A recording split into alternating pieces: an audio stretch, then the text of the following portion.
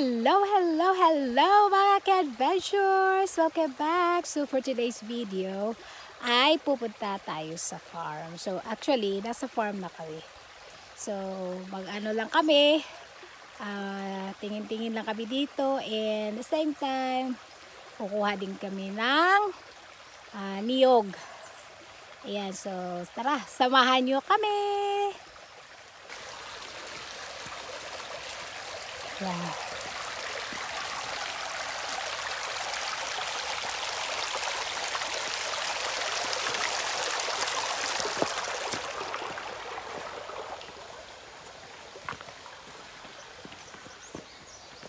Yan, ito yung produkto namin. Saging, niyog. Yan. Ano. Yan.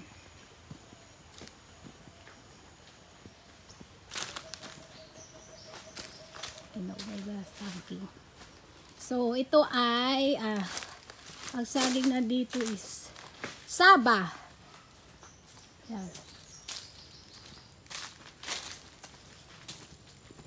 Ayan. Ano.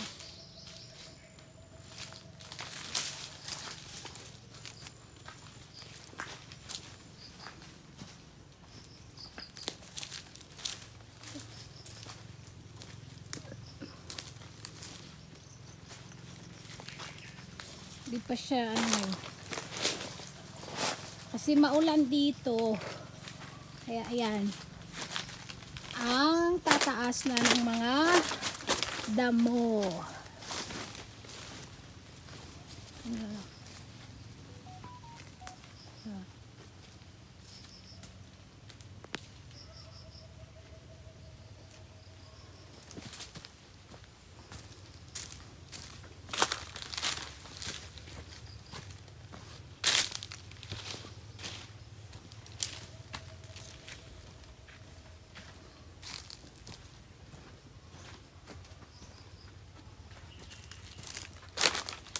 Nalapuno naman di ay day. Saging.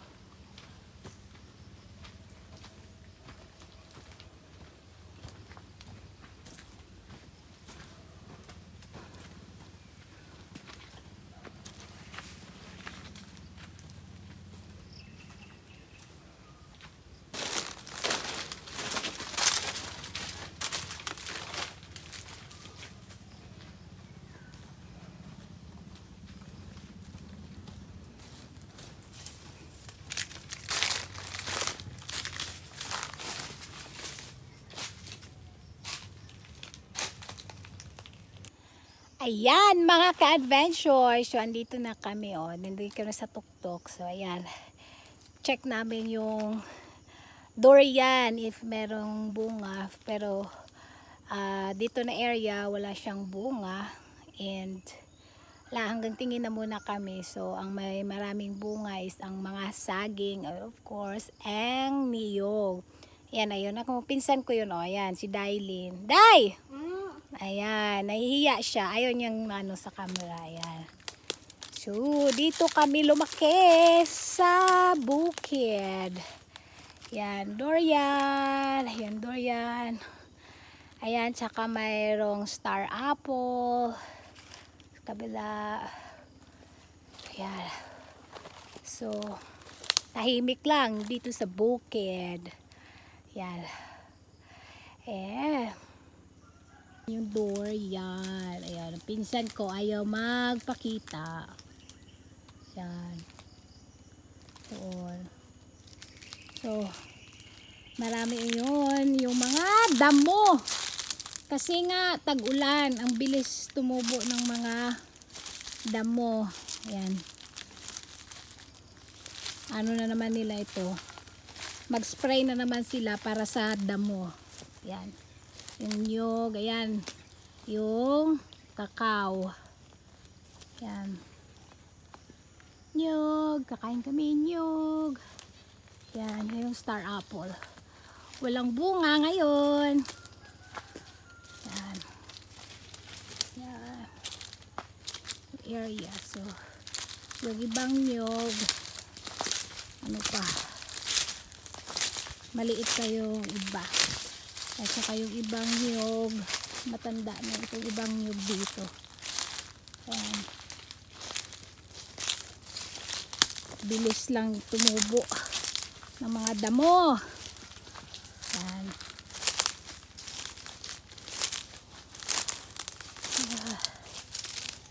Yeah. The area.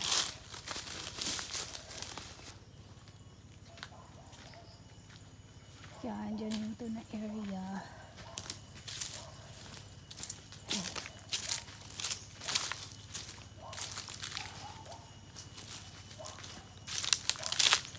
Area. Ayun, yung pamban. Ano ba yung nga yung anahaw, day? Pambansang dahon? Anahaw. Yan o.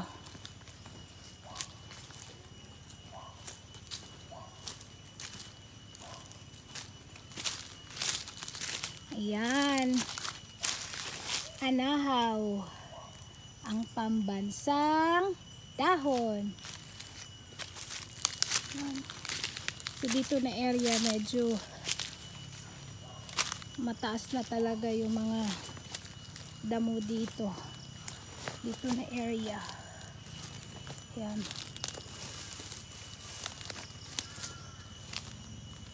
Area. Liday! Lilin!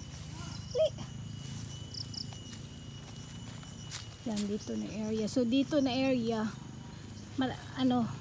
matatanda na yung mga niyog. Yan dito.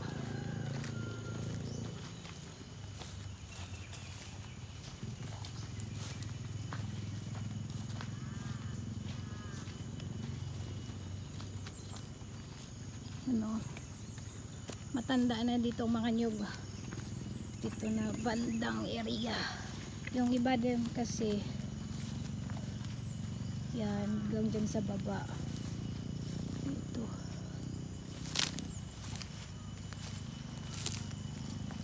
Yan.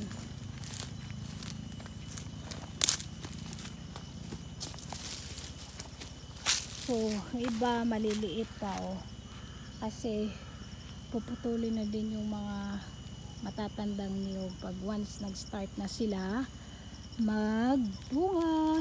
Yan doon. Kaya hindi na kami doon pupunta sa baba yun. Meron pang mga saging. Yan. Yan dyan. Yan. Yan.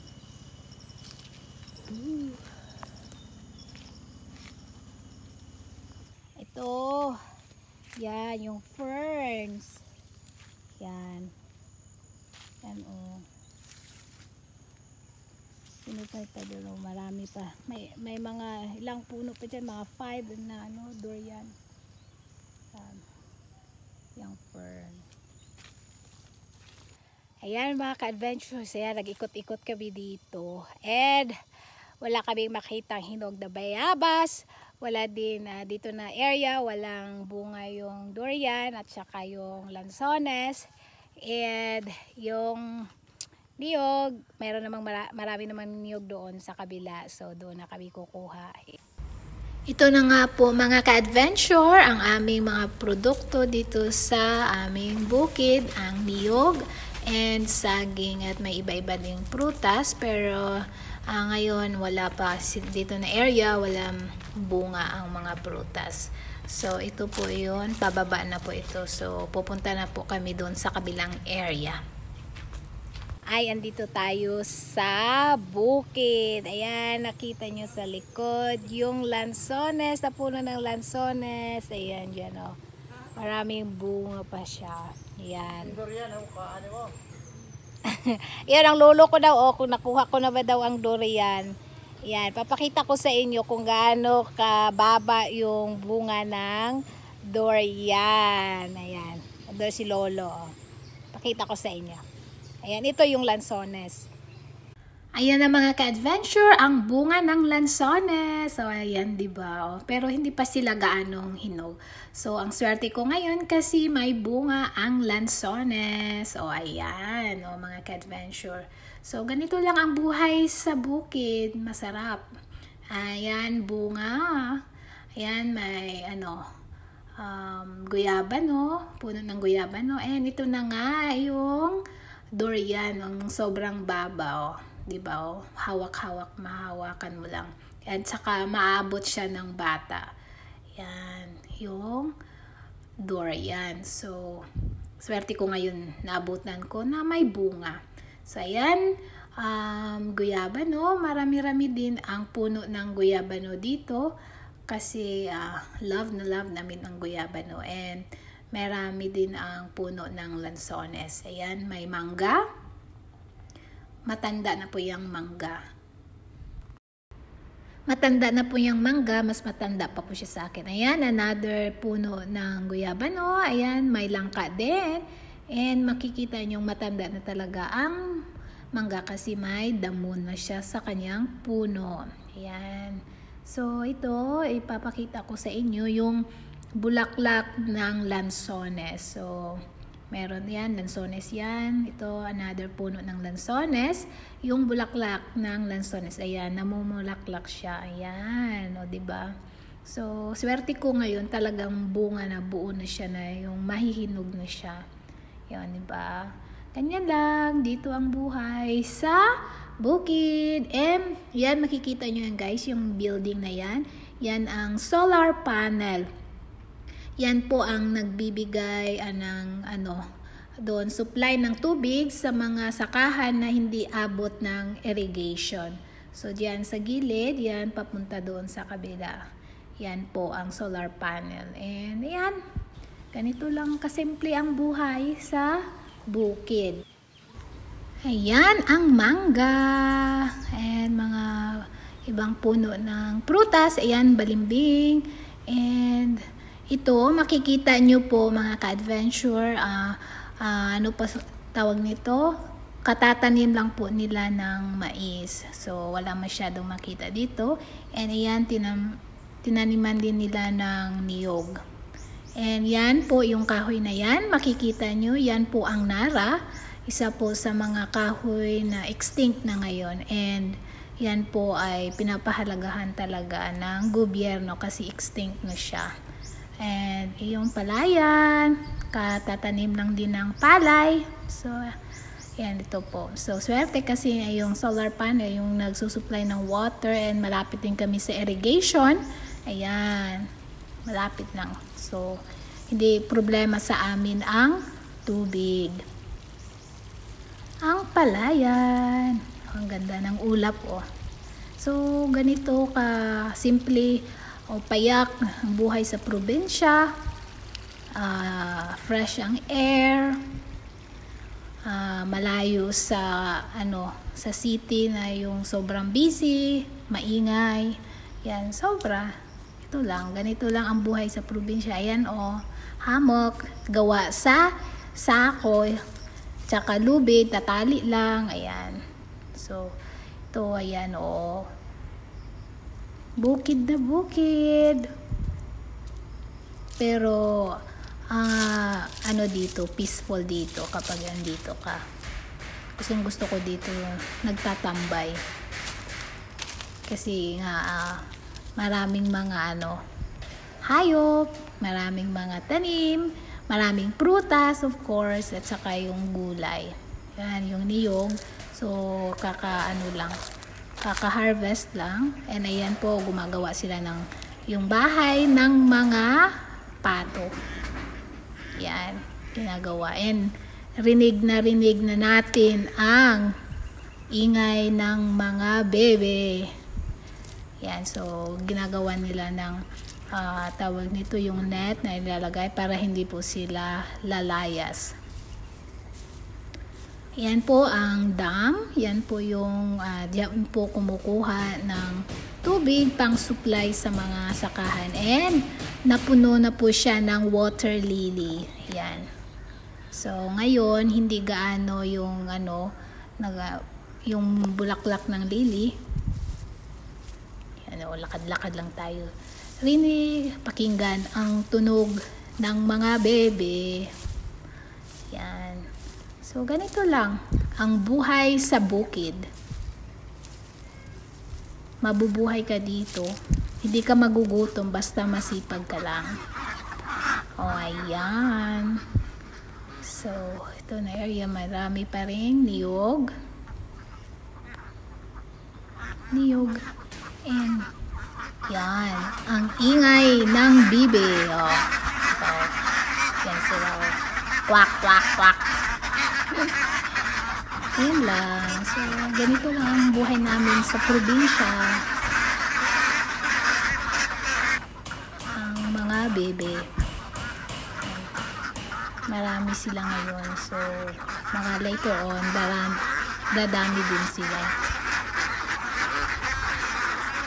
Yan ang mga alagang bebe. So, ano yan sila, maglay ng eggs. So, hindi pa sila nag-start na mangitlog. Tawaki tayo dito. Ayan, may puno ng marang. Yung ang mabangong prutas, yung bango-bango, yung puti. Yan. Yan, may santol. Yan ang marang. So, hindi ako lucky sa marang ngayon kasi start pa lang siyang magbunga. Yan. So, hindi pa siya magulang. Hindi pa ako makakain dyan. Pero anyway, I have my durian and lanzones. Yan. So, santol.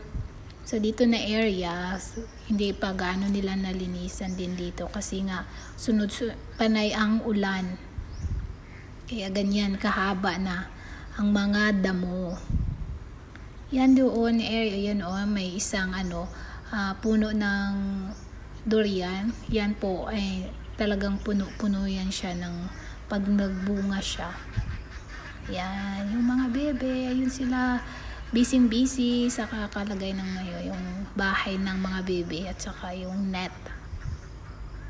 Yan, tingnan yung water lily. Pag nag-blossom yung mga bulaklak ng mga lily tuwing umaga, ang ganda po kasi halos na na siya ng na-occupy na ng water lily yung dam. Yan o. So, kasi hapon na medyo na sila, nag-close na yung bulaklak ng lily. Ayan mga ka-adventure, tapos na po tayo dito. Ayan. So, sarap lang ang buhay sa bukid. Ayan. So, uwi na kami kasi hapon na and medyo makulimlim na. And again, sana nag-enjoy kayo sa pamamasyal namin ko dito sa farm. Ayan, hanggang sa muli. Bye-bye!